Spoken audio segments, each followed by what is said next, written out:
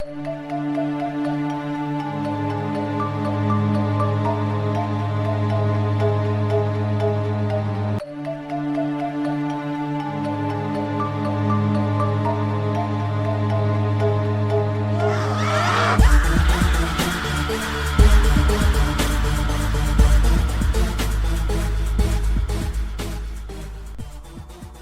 right, before we start, I just wanted to state that we're not promoting serial killers in any way.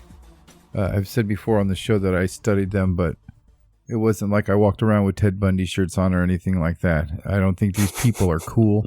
I don't think what they do is cool. I don't think they're special. I don't think they're unique or anything like that. But just as a point of history, there's been some interesting news in the world of serial killers as of late. Mike, did you ever have any interest in studying or reading about serial killers growing up? No, not really too much. I was always more into like the weird shit. Like serial killers to me were like real life monsters, but not like the real life monsters that I was interested in. I was interested in Bigfoot and Loch Ness Monster and shit like that. That was my jam.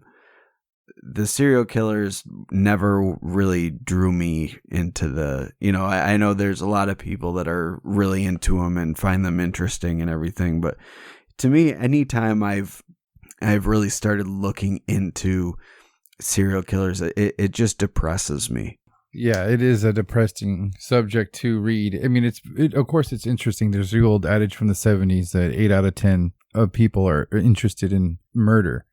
So, I mean, it's always been interesting. It's always been fascinating for a lot of people. But I studied that stuff for many years. I studied the psychology that went along with it. And it's just, it's very taxing. I watch a lot of like old cold case files and stuff like that. And I don't know how those guys do it. Just deal with that shit all the time. Yeah, I'd imagine it's got to harden you after time. Yeah. But serial killers are not as uncommon as we like to think. In fact, as we said on the show many times before, the FBI estimates that there are anywhere between 25 to 50 active serial killers operating in the United States at any given time. Do you think that's a high number, Mike, in today's world? I don't know. I was just talking about this tonight, actually, off the air with some of my friends.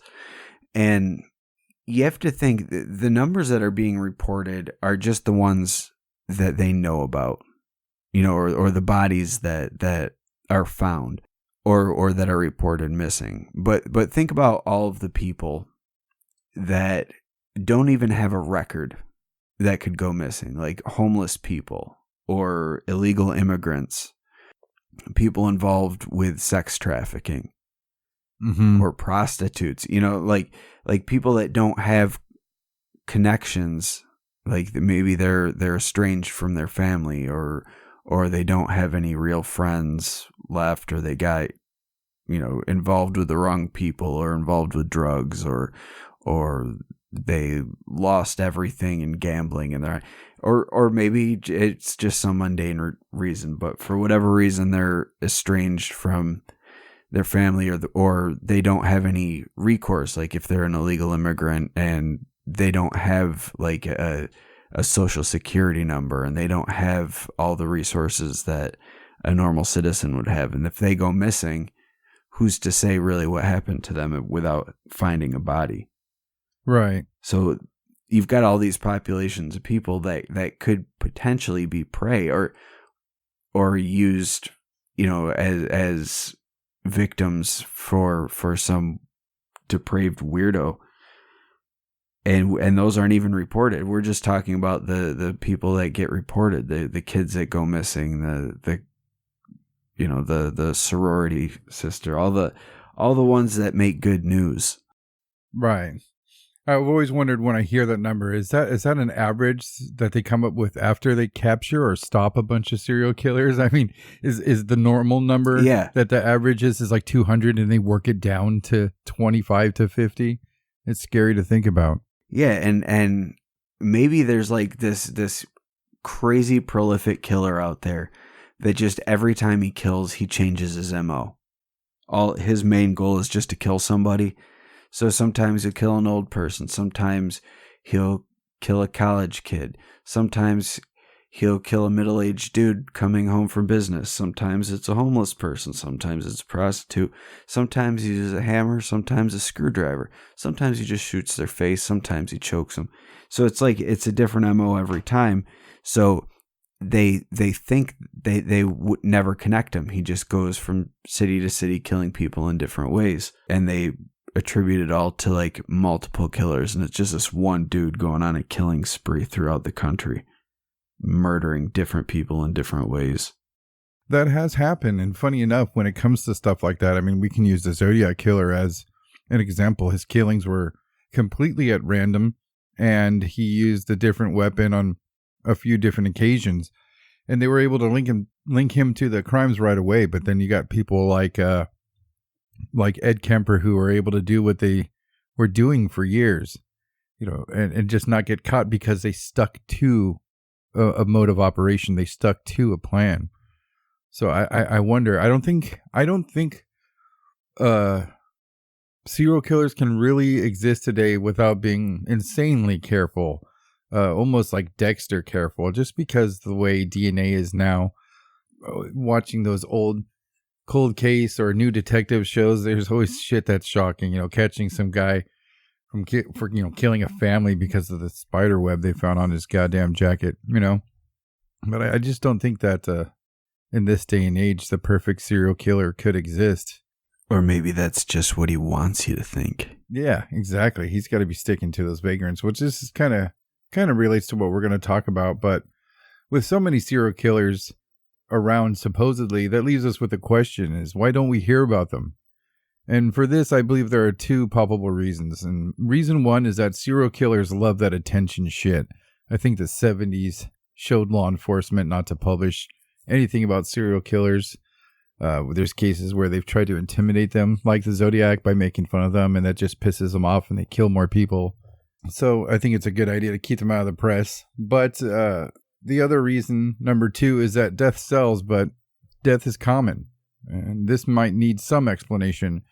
So what makes a murderer a serial killer? This definition varies so wildly, but for the sake of our conversation, Mike, maybe we can agree on that. A serial killer, officially, I guess, again, it varies, but officially it's somebody who kills 3 or more people over a significant amount of time, with periods of non-killing in between each victim, representing a cool-down period.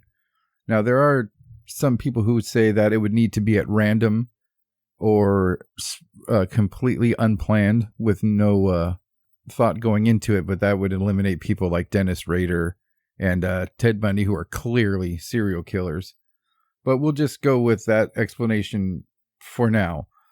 So if 3 or more is the official number, what would make a serial killer bad or good? Either way, good at what he does or just horrible. Maybe 6, 9, 11 victims. Those are pretty bad numbers. Those are horrible numbers. That's a lot of people to kill. But they're kind of commonplace in today's society. For the modern criminal, a violent gangbanger, a mob enforcer, even a police officer could, and they do, rack up similar numbers over a lifetime of living their lifestyle. But before you pick a number that scares the shit out of you, we have to break down what serial killer victim numbers are. There's basically 3 different numbers we have to consider.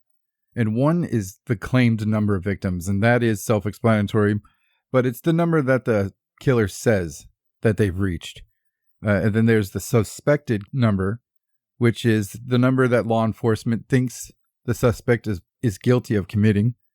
And then there's confirmed, and this is the number of victims proven by evidence strong enough to lead to a conviction. For example, famous human piece of shit Henry Lee Lucas was suspected of dozens of killings, but he was only convicted of 11. But he claimed to kill hundreds. So you might be surprised that one of America's most famous and brutal serial killer only has a count of 11, but it's the claims of hundreds that made him famous. This presents us with the new problem that these guys lie.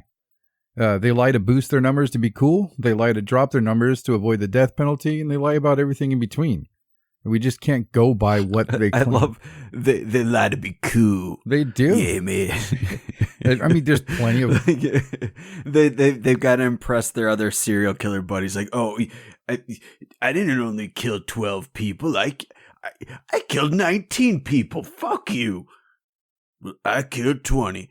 Well, I'm gonna go out and kill 27 tonight. It's super real. That's a very real thing. That's happened many, many, many times. I was just watching a video about some fucking dummy YouTuber kid that just fucking started killing people, and he said it was to be the worst mass killer, get the highest numbers, and that's very common. So fucked up. Yeah, and then you got the people that they're serial confessors. Like they just will, anytime there's any sort of big time crime, they show up at the police station and they confess to that crime. Yeah. It's weird. Like, why? What would possess you to say that you were the one that committed that crime?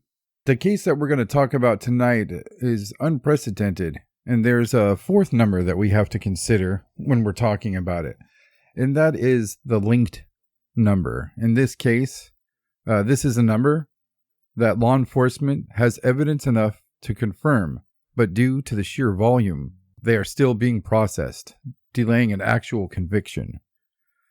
So with that in mind, what number would you put a serial killer at to make him a truly evil person? 1? One, yeah, I definitely. mean, you kill one person in cold blood, you're for just for kicks, you're an evil piece of shit, and that's my opinion, and I'm sticking to it. Most definitely, but just for the sake of the talk, we're talking about professional killers, people who do it for a living, so they're going to have numbers. But what would you say, like, the highest body count for an American serial killer is? I couldn't even begin to speculate. I have no idea. Okay, that was Gary Ridgway, the Green River Killer, and he was convicted of 49 counts of murder. Holy shit. Surprisingly, he confessed to 71. But in his case... 71? Yeah. We must consider in his case that he only received 49 counts because he helped the police by providing evidence and leading them to bodies. So the remaining victims just couldn't be found, and law enforcement felt that convicting him of 49 murders was good enough. But the number very well could have been 71, but he holds the record for 49. And that's staggering. That's otherworldly. And I personally believe that's literally a non-human. But we all know about Gary Ridgway, and that's pretty much my point. We only hear about the dudes who have the big numbers. And that's where Samuel Little comes in. And that's who we're going to talk about. He came to the public's attention on September 5th, 2012, when he was arrested for the murders of 3 women in California between 1978 and 1979. And 1 woman in Texas in 1994. As somebody who's studied that garbage, the number 3 caught my ear, but I had to ask myself, why was this cat in the news with only a count of 3? But they quickly stated that police had been investigating Little for involvements in dozens of murders committed in the 80s. So we knew that there was more coming. And a dozen is crazy. That's unthinkable. 12 people. Just think of stacking 12 bodies in front of you.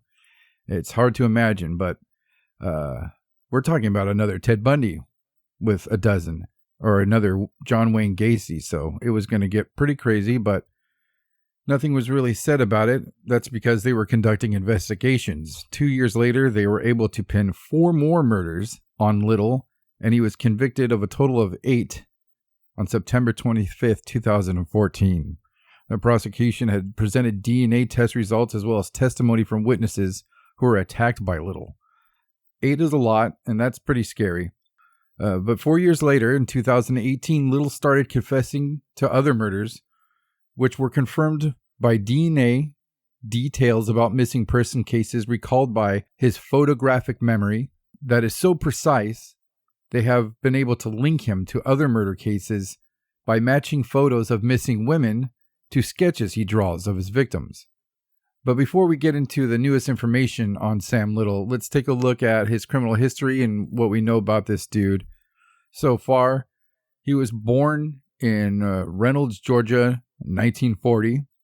His first arrest was when he was 16 years old for breaking and entering into a place in Nebraska, and they sent him to juvie for a little while. In his late 20s, he moved to Florida to go live with his mother, where he stated he worked as an ambulance attendant and at a cemetery. And shortly after that, he, quote, began traveling more widely and had more run-ins with the law. In 1961, Little was sentenced to 3 years in prison for breaking into a furniture store. He served 3 years and was released in 1964. But by 1975, he had been arrested 26 times in 11 states. You kind of wonder why people like that keep getting out. But in 1982, Little was arrested in, Pascagoula, Mississippi, and charged with the murder of a 22-year-old woman. A grand jury declined to indict Little for the murder. However, while under investigation, Little was transferred to Florida to be brought to trial for another murder of a 26-year-old woman. Due to mistrust of witness testimonies, Little was actually acquitted in January 1984.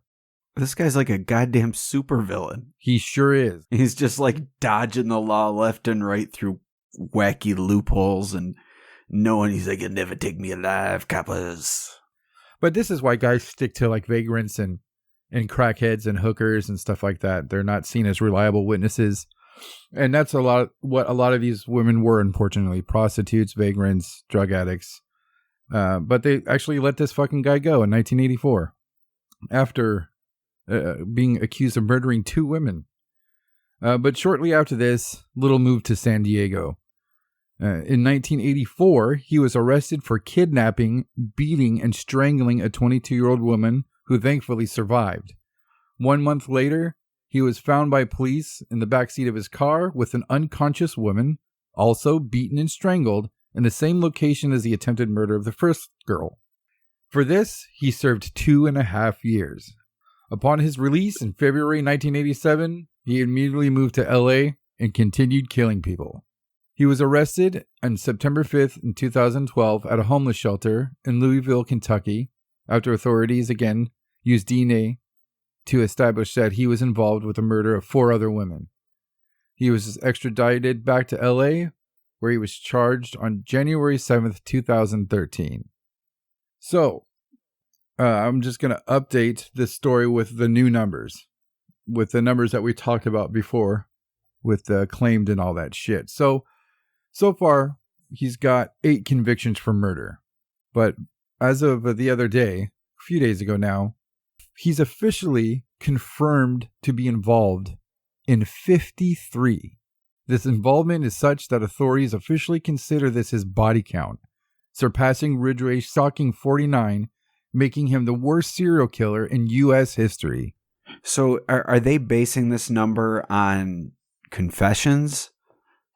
And is there evidence to back up these confessions? Well, these 53, I guess, are backed up by enough evidence to where that they just can't process the cases fast enough. They're confident enough to where they're considering these his victims. What's more interesting is that he's officially linked to a total of 60 cases that are still being investigated. So if he's linked, do they think he did it, or do they think that he was just involved in some way? Well, everything has been working out so far, so they just have to do more investigating and finish linking him to these murders. But they believe that he is responsible for 60, which is an unbelievable number.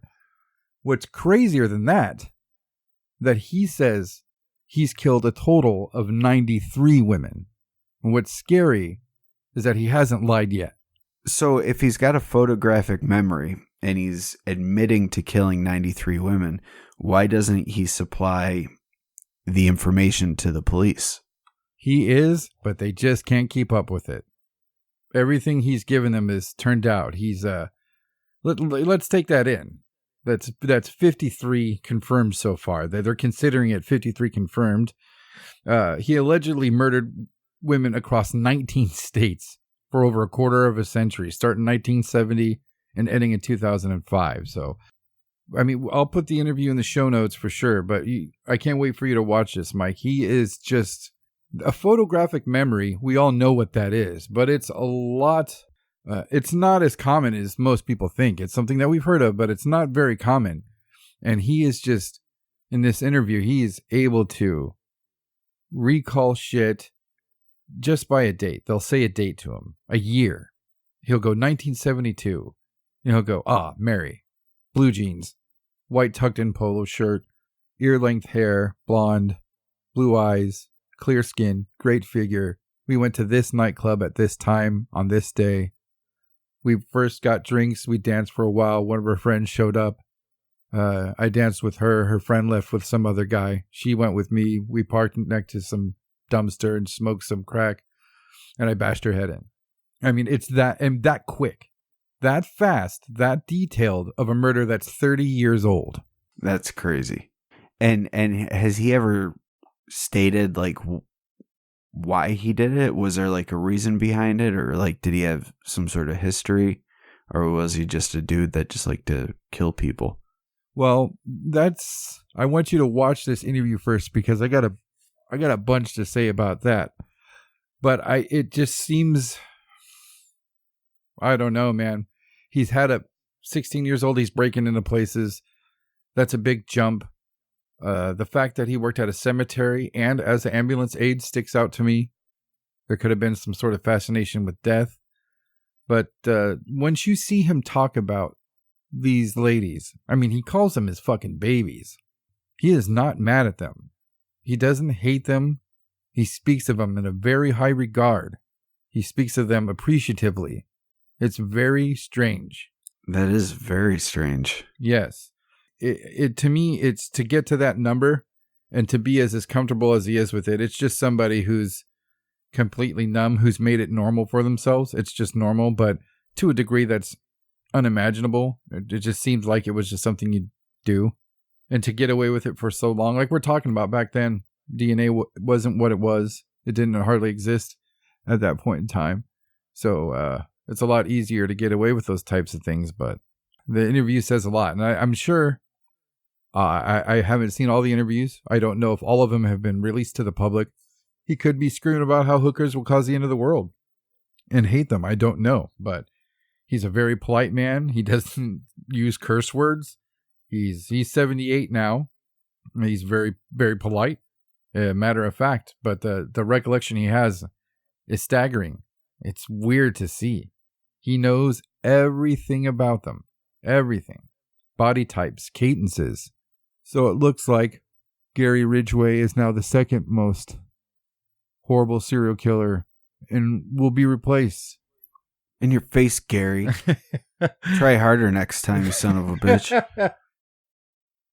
He was awful too. He's a piece of fucking garbage. Nobody likes second place, Gary. Ted Bundy actually helped them try to catch that guy, and pretty much everything he said was spot on. Very interesting when you read about that. Like Hannibal Lecter? Yes, exactly like that. He told him. I don't know if the information that he gave led to his capture. I think it was just a matter of time type of thing. But yeah, it looks like there's a new worst serial killer with a confirmed total of 53 victims. He hasn't lied about any. They're still checking on all his confessions. But, I mean, when this first broke, it started at 30. I think I made an Instagram post about it. And 30 is a lot. That's crazy. That's insane. We're talking about the worst of the worst. And then just the other day, they released, we've checked out things, and now we're up to 53. And what was the total he said? 93? 93. That he admitted to? So there's still another 40 that they've got to figure out. And the dude's 78, so he's running out of time. Yeah, he is diabetic. He has a heart condition. I think that's why he's spilling the beans, because they're going to take care of him until he dies. But yeah, that's insane to think about. I can't wait to have you watch this video to get your take on it, because it is weird. I have my own little fucking stoner psychology breakdown, I think, of what's going on there, but it doesn't mean anything, and I don't know shit, but it'll be fun to talk about. So I've got a guy who's kind of flown under the radar as well. He's not as prolific, but he's got a pretty decent body count. This dude's name is Robert Hanson, but he's known as the Butcher Baker, and was active between the years of 1971 and 1983. He abducted and raped a bunch of women, and he murdered at least 17 of them. Whoa. And his whole thing was that he would bring them out into the woods and basically hunt them with a rifle and a knife. Holy shit. And when he ended up getting arrested in 1983, and when he finally got sentenced, he was sentenced to 461 years in prison, plus a life sentence without the possibility of parole. A pinch to grow on. Yeah, just in case he was some weird wizard or something. They're like, you're staying in here many lifetimes, many lifetimes. Officially, we'll all be dead, but the paperwork will still say you belong here, fucko. Yeah, we'll chain your corpse up. Your corpse will stay. Yeah, until it's dust. God damn it! But he was born in 1939, and he was actually the son of a Danish immigrant.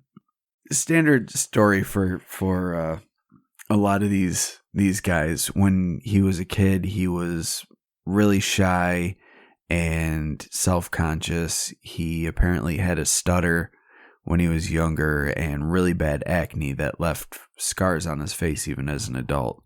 And a tiny dig. Well, that goes without saying. Who knows? Maybe he was hung like a moose. It was a curse. Don't disparage him. Yeah. They were afraid of it, okay? He's like, why? Why do I have this huge dick? God damn it. It's going to drive me to a rage. Yeah. The only thing I'm good for is murder now. I hope you're happy, God. Jesus. If only he had known about the wonderful world of porn, maybe all these women would still be alive. He would have been screaming, I'm going to be rich. Yeah. I mean, he would have been banging through the 70s and 80s, He would have been, he could have battled it out with John Holmes. He could have had some epic sword fights. Yeah, he would have fucking done enough coke to OD and die like every other self-respecting 70s porn star. Yeah. Yeah. But no, he had to go murder people instead. So, divergent paths and all that. But because he was kind of, he wasn't an attractive lad. He wasn't very popular with the ladies either. And the fact that he was shy and stuttered didn't help matters. So he grew up in his teenage years kind of hanging out by himself. He was really quiet. And he started having fantasies of revenge against the people who wronged him in school. All the girls that would make fun of him and all the guys that would bully him. And he ended up, as he got older, taking interest in hunting and archery. So this kind of occupied a lot of his time, and he became really good at hunting. It allowed him to kind of escape. He didn't get along very well with his father, and so he would just go out into the woods and kill animals, apparently. But that's baby serial killers typically do, right? Start with the animals. Yeah, it's one of the 10 characteristics, I guess. Yeah. But I don't know, that's usually torturing animals. If he's hunting them, I don't think that falls in the same category. Well, who knows what he did? Maybe he would shoot their leg and then torture the fuck out of them and kill them. Maybe he just liked to kill for fun. Maybe he was one of those assholes. Yeah. He's just like, I'm going to go out in the woods and I'm going to kill a bunch of shit, and no, it's dead. And that's that, And not to disparage hunters by any means, because, I appreciate hunters very much. I love venison, but hunters aren't going out, responsible hunters aren't going out in the woods and just killing things and leaving it there and killing just for the sake of killing. That's kind of a fucked up trait just kill something for the sake of killing it. Yeah. But that's neither here nor there. Anyway, we're talking about Robert Hanson and how he killed animals in the woods by himself. With his mega dick. With his mega dick. He's just fucking beating rabbits over the head with his schlong. Thump. Oh, shit. Another one bites dust. He would just jump around singing Little Bunny Foo Foo, killing rabbits with his pecker of death. Yeah. His dick of death. His death dick. Yeah. But as he grew up, he ended up joining the Army Reserves, but he was kicked out after a year. He got discharged, and he became a drill instructor at a police academy, which seems kind of weird for a kid who was shy and quiet and had a stutter to then become a drill instructor. But that's where he ended up at that point in his life. And while he was working this job as a drill instructor, he met this younger woman, and he married her in the summer of 1960. But a few months after he was married, he ended up getting arrested because he burned down a bus garage in Pocahontas County, Iowa. And he was convicted, and he served he was sentenced to 3 years, but he only ended up serving 20 months out of that sentence. But during the period of time they gave him the diagnosis of being manic depressive, which at the time meant that he was bipolar. And he also displayed schizophrenic tendencies. So after they were able to make the diagnosis, he began to see a psychiatrist. And the psychiatrist who made the diagnosis said that he had a personality of a small child, and that he would kind of he would lash out, and that he was obsessed with getting revenge against people that he felt wronged him. So whether it's one of those things, like whether it was intended or not, if he felt that you had wronged him, you were on his shit list. Whether you knew it or not. He was one of those type of guys. So while he was in jail, his wife ended up divorcing him. She couldn't wait the 20 months, or maybe she didn't want to be with the schizophrenic. I don't know. Either way, I think would be a valid reason for divorce. Not to mention the fact that he was arrested for arson. But once he got out of jail, he was in and out of jail a bunch for various little small crimes and theft. And he ended up moving to Alaska, where he got married a second time. And his second wife gave him 2 children. Ooh, she feared not the gargantuan peni. Yeah, she was able to tame it. Good she was for able her. to tame it. Yeah, she is the true hero of this story. So, way to go, Miss Hanson II.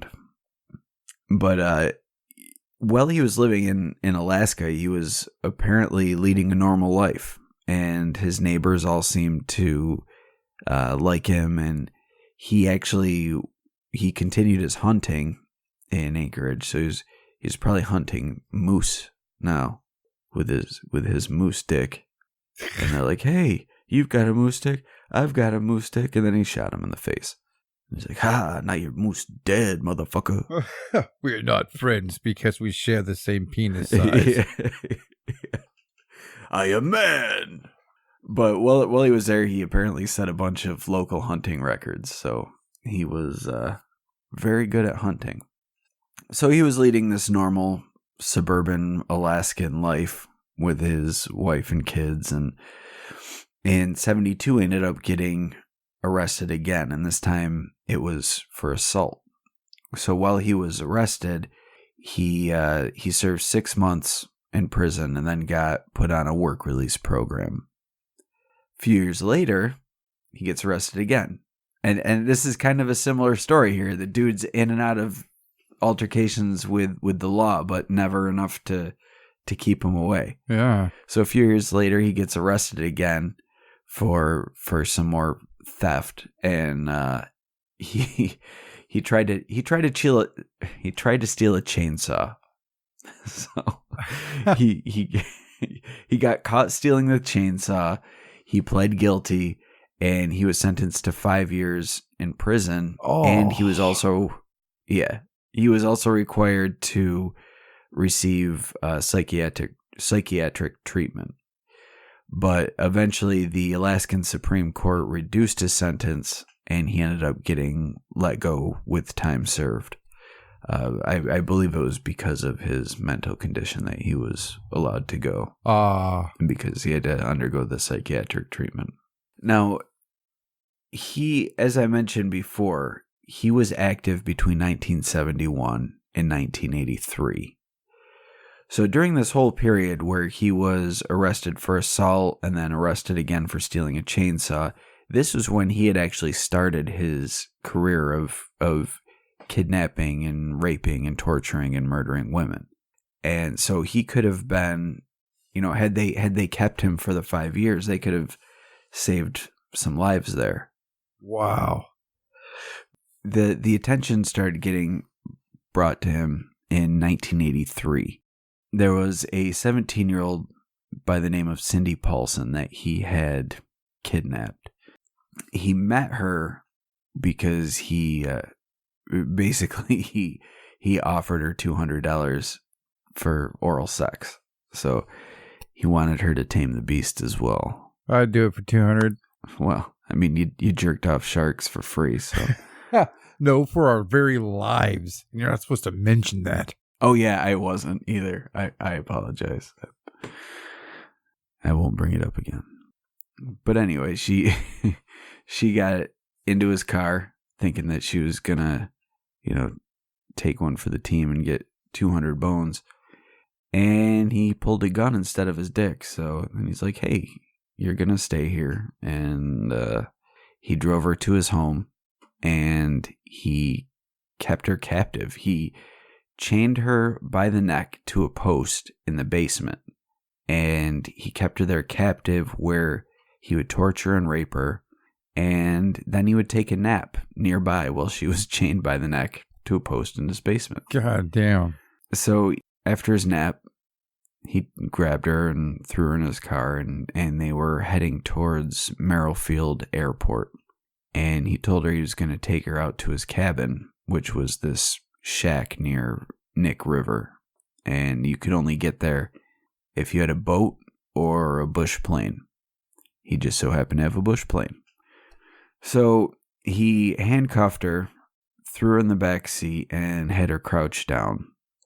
And he was loading up his plane, getting everything ready. And while she thought she had an opportunity to escape, she made a break for it, ran out of the car, and ran out of the airport.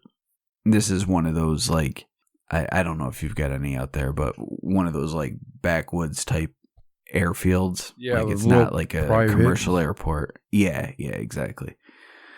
So she runs out and heads towards the street, but she left her sneakers in the car. She wanted to leave them as evidence that she had been there if she were to make it out of there. So she's running barefoot, handcuffed, and runs into the street where a truck stops for her.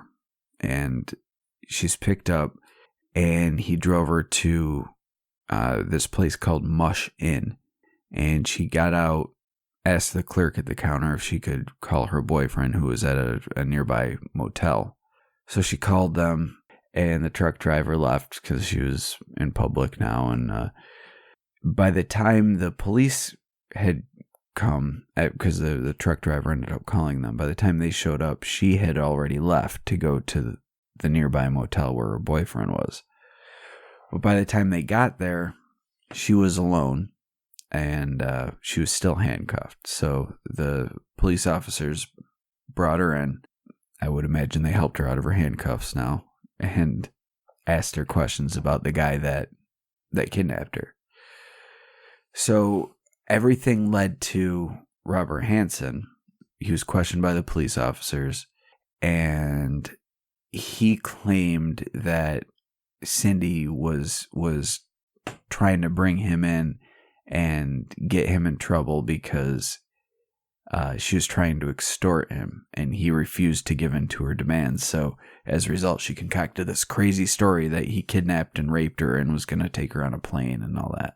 So Cindy Paulson had previous run-ins with the law, so she wasn't exactly a believable, like you said earlier. A lot of these people are considered reliable, so it just kind of got left behind. But neither is he. What shitty cops? Yeah, but he came off. The cops later said he came off as being, basically he was reserved and shy, and because his occupation at the time was a baker, and the fact that one of his friends provided an alibi for him during that period of time. Oh, so yeah, so they, because of all these things, they let it go. They weren't able to find any other suspects, and that particular case went cold. But later on, there was a discovery of bodies around the area, the surrounding areas. And some bodies were found by a construction crew. There was one body that was discovered in a gravel pit. Another one was in a shallow grave near the river. So with these 3 bodies that turned up, they started thinking that it was the work of one guy, because it was all within the surrounding area. They all kind of had the same MO going on. They started to look into it more with the FBI at this point. They called the FBI in, and they called in an agent, Agent Roy Hazelwood, who was a criminal psychologist. And he was able to peg him to the T. It's insane. So based just on these 3 bodies that were found, he predicted that the killer would be an experienced hunter. He would have low self-esteem. He would likely have a history of being rejected by women, and would feel compelled to keep souvenirs of his victims. Not only that, though, he also said that whoever this killer is might also have a stutter. whoa. Like, this is just based on the 3 bodies that were found at this point. They were able to, once they were able to find out, they were able to determine that he did keep trophies of his victims as well. So they were able to use Cindy Paulson's testimony, as well as the profile that was provided by Agent Hazelwood, and the bodies of these victims, to all of that together allowed the police officers to get a warrant to search Hanson's plane, his home, and any vehicles he owned. Nice. Yeah. So on October 27th, 1983, the investigators finally were able to get evidence that would link him to the crime. They found some jewelry that belonged to some women that were missing. They found a shitload of weapons, guns specifically, hidden away in his attic. And they also found an aviation map. And all over the map, there were a bunch of X's in specific areas on the map. And he had that hidden behind the headboard of his bed. Uh-oh. And they were able to use this map. They matched up where the bodies were found with X's that were already on the map. And they were able to find more bodies using that map. But there's some that were never found. And when they went to the X's, there was nothing there. And then there's other cases where there's missing people that they try to attribute to him, but they were also unsubstantiated, or they weren't able to get evidence for it.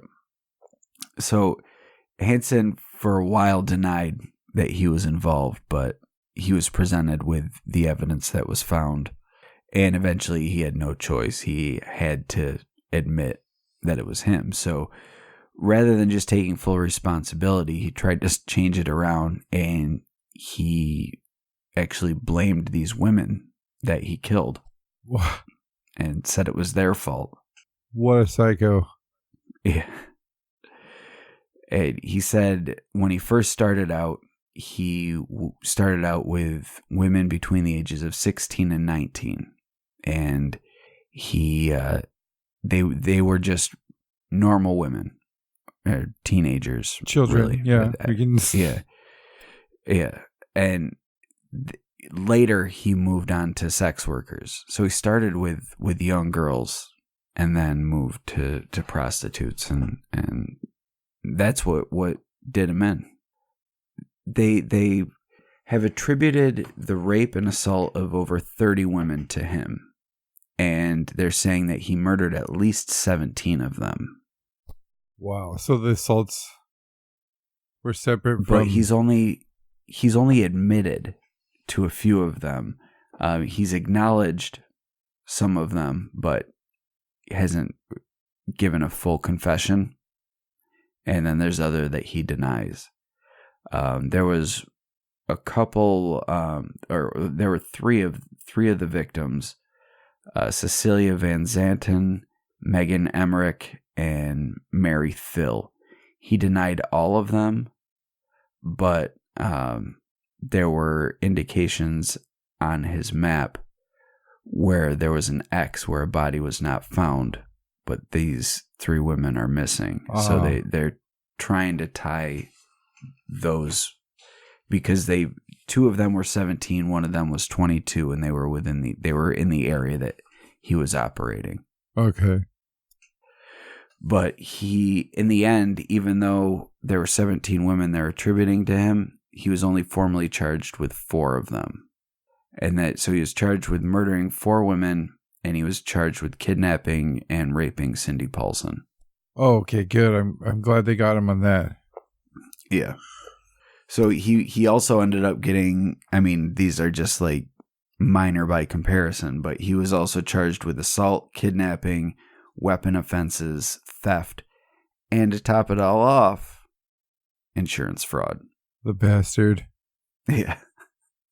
But the insurance fraud, like, it's kind of weird that he would have a white collar crime on top of all of this. But the insurance fraud was, he claimed that someone stole some of his trophies, like hunting trophies. And when he got, apparently these are super expensive trophies. I don't know what the deal is, but when he filed the claim, he got enough money that he was able to buy his bush plane. Holy shit. Yeah. And then he later claimed that he was able to recover the trophies that were stolen, but forgot to let the insurance company know, so he kept the money. Damn, I lost $2 million worth of trophies. Damn, yeah. I got a $2 million check. Damn, I found my $2 million trophies. Yeah, exactly. It's just to top everything up. He's like, yeah, let's add a little insurance fraud as well. But the reason a lot of people probably haven't heard of him was due to a plea bargain that he made.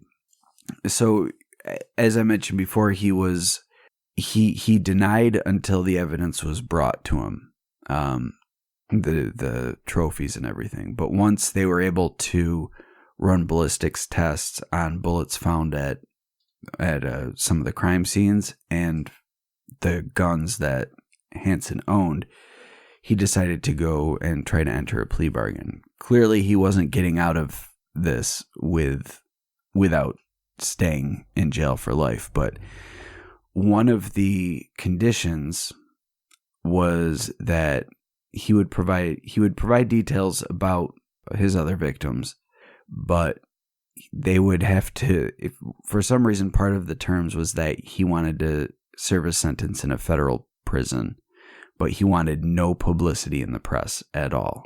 So that's why he's kind of underreported despite having a body count of 17 people.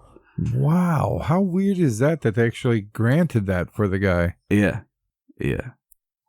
And another, in order to allow him or in order for them to give them what he was asking, they not only wanted details about the victims, but they wanted him to help them figure out what his map meant and finding the bodies. So he was able to lead them to 17 grave sites in Alaska, and 12 of those sites were unknown to the police.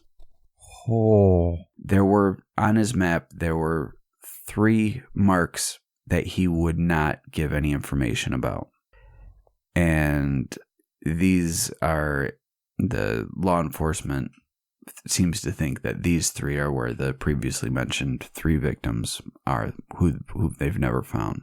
I wonder why he won't give into those. Yeah, it's weird. But they were able to exhume 12 bodies of a potential, what they think could be a total of 21 victims. Man, so if they can link these other 3, and then there's another one that they're trying to link to him, that'll give them 21 victims. What a bizarre case. Yeah, but he ended up dying a few years ago in 2014. He had health conditions. He was 75 years old, and he just ended up dying. Jeez. Yeah. So that's the life and times of Robert Hanson. Schizophrenic, bipolar serial killer that kind of looks like Bob Lazar. He does, doesn't he? Yeah, a little bit. It's probably just the goggles, though. Man. Do you have a problem with them not releasing information about somebody who's doing something like that publicly? No, I don't think people that do this shit should get any publicity whatsoever. Like, I think that, like, with all these mass shootings, when they're, so quick to announce who it was, and then you get the whole profile on their life, and then, it's almost like they're glorifying the killer. Like, the killer's name shouldn't even be mentioned on TV. That's not for who gives a shit. Right. Like, especially if it's somebody, if your family was affected or you were affected, then I think it would be proper to know who it was. But keep it private. Keep it among the people that are affected by it and that need to know. I mean, someone that lives across the country doesn't need to know the name of the asshole that shot up the school today. Uh-huh. Fuck that guy. That guy's name should be nowhere near your lips. Like, we shouldn't be seeing pictures of him and his Facebook posts and all that shit. It's just, it glorifies it, and that's what pisses me off. Like, movies get made about these people. Like, how many different fucking movies and documentaries and TV shows have you seen about Charles Manson? And then that fucking thing on Netflix for Ted Bundy. Like, why are you glorifying these people? And I know it's like, oh, well, we're just putting the information out there and we're not glorifying him. We're telling it as, but by putting the information out there, you are glorifying it, whether it's straight, exactly the way things played out, or there's a Hollywood sprinkle on it. It's still glorifying that murderer, that person that did this horrible thing. Like, you're not doing that shit about people that commit other crimes. Like, there's plenty of other crimes out there, and you don't see movies about fucking rapists. You're not seeing Rapist the movie, because those guys are pieces of shit, and we don't want to celebrate them. That's why. Like, why are we celebrating real life killers? We've got enough fake killers in movies. Let's leave that there and not glorify these real life monsters. But people, I mean, like you said, it's a fascinating thing. People get drawn into it, and all these books that get written about the serial killers and everything. It keeps their acts alive, and it's like real life horror. Yeah, knowing who Ted Bundy was when that new thing came out, that was more of a bummer. than anything else. I recently finished watching it. I didn't start. I just started it and finished the whole thing. But they said there's some unreleased shit in there, and I didn't think there was. I think that there was a lot of the same when it comes to that piece of shit. But it was a bummer to see Ted Bundy be glorified after all these years of not. There's generations who really didn't know who that guy was at this point. And now he's on Netflix. It's a fucking shame. I mean, I definitely believe that I have a problem with them not reporting things like that, but that's what justice should be. It should be a report. There should be one. There's no need to make any specials about any of these pricks. I think you should know their name. See, I don't think that's fair, because it's not their family's fault. Like, how many people? It's not like we're dealing with the fucking Texas Chainsaw Massacre family or anything, you know. Like, they're not murdering together. This is a guy who's ruining the family name. The family shouldn't have to feel shame over that. And I don't think anybody, like, by whether you're putting their name out there for good things or bad things, it doesn't matter. The name is out there. Whether it's famous or infamous, their name is well known, and you spread their name around. And while most people are going to be like, yeah, that dude's fucked up, there's going to be people that start supporting him and being like, yeah, they're a fucking hero. They're, you know, like look at the fucking whole thing around Manson, and even Bundy, when Bundy was going through trial, like, all the women, how handsome he was, and like, you know, getting crushes on him and shit. Dude, that shit makes me want to fucking barf. But it's putting their name out there and spreading what they did that gets them that attention. You don't want them to get that attention. Keep it to the people that need to know about it. It doesn't need to be a media circus. The whole country doesn't need to know who these people are. We don't need to read the fucking manifesto. We don't need to listen to endless interviews with these people saying why they did what they did. You know, leave that to the fucking psychologist. Susie Armchair Homemaker doesn't need to know. Fucking Bob the Builder doesn't need to know. It's all it is just keeping that shit alive. Let them be forgotten, and fuck them. Let them rot and die without anybody ever knowing their name. Yeah, I can agree with that to a degree as well. I just think that with that comes the downplaying of these types of predators. I mean, they're very active. They're still around, but you know, I think that, like I said, the DNA evidence and all this stuff today, I think those guys stick to their internet videos. You know, that's always been my conspiracy theory. There's only a couple that I believe in, but I think that's why you have a hard time with, you know, for a long time trying to use Bitcoins, but you can look up people getting their heads cut off with ease. I think that it's a way to pacify those assholes and let them look at that shit. Maybe that's, for some reason, enough for them to rub one out watching some creepy shit like that. I'm sure that stops some people, or at least they try it and they find out it's not their thing or whatever. But I don't know. You know, you read about these fucking guys.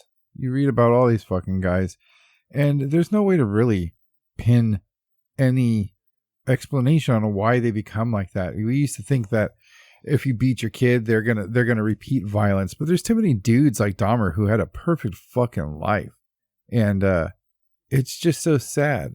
I think it's got to do with brain chemistry. Like, just some people are wired differently and don't, you know, we can't explain it. Like, we can try to understand it, but we can't really explain it. We're just going based on what we know.